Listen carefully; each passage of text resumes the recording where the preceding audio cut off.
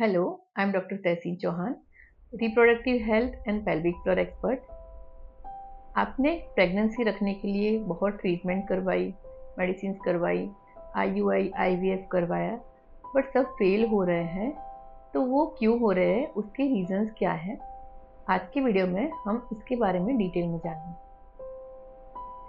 सबसे पहले मैं ये बता दूं कि आपको प्रेगनेंसी कंसीव करनी है तो आपके जो रिप्रोडक्टिव ऑर्गन्स है वो हेल्दी होने चाहिए, उसका ब्लड सर्कुलेशन अच्छा होना चाहिए, उसकी मोबिलिटी अच्छी होनी चाहिए और कोई अडेशंस नहीं होने चाहिए और आपके हार्मोन्स हैं वो भी बैलेंस में होने चाहिए। जैसे आपको एक पौधा उगाना है तो उसके लिए एक जो बीज है, सीड है, वो अच्छी क्वालिटी का होना चाहिए और जो ज़मीन है वो भी न्यूट्रिशियस और अच्छी कंडीशन की होनी चाहिए, उसको पानी भी अच्छा मिलना चाहिए, तो ही एक प्लांट ग्रो कर पाएगा।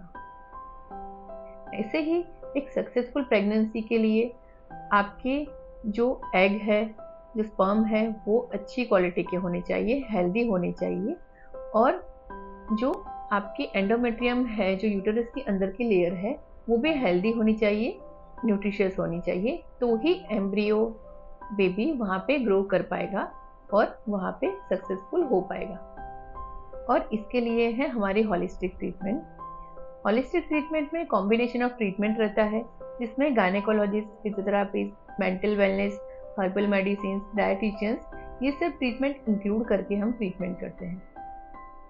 आपने प्रेगनेंसी ट्रीटमेंट के लिए मेडिसिन करवाई, डाइट कर लिया, बट काफ़ी केसेस ऐसे होते हैं कि उसमें फिजियोथेरापी और मेंटल वेलनेस भी ज़रूरी रहता है।